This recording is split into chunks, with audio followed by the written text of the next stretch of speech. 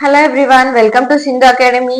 இன்னைக்கு நம்ம என்ன பார்க்க போறோம் அப்படின்னா கார்டினல் நம்பர் ஆஃப் செட்ஸ். ஓகேவா? So cardinal number of sets அப்படிங்கிறப்பவே கார்டினலுங்கிற பார்த்தாவே கவுண்ட் ஞாபகம் வச்சுக்கோங்க. ஓகேவா?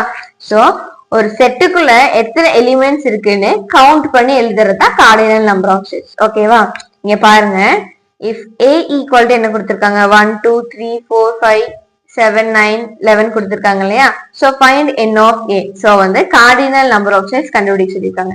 சோ இது இப்படிதான் டினோட் பண்ணுவாங்க, n of a n of b இப்படிதான் டினோட் பண்ணுவாங்க. ஓகேவா? அப்போ இதுக்குள்ள பாருங்க 1 2 3 4 5 6 7 8. சோ மொத்தம் 8 வேல்யூஸ் இருக்கா? சோ 8 எலிமெண்ட்ஸ் உள்ள இருக்கா? அப்போ the cardinal number of set என்னன்னு கேட்டாங்க அப்படின்னா 8. ஓகேவா?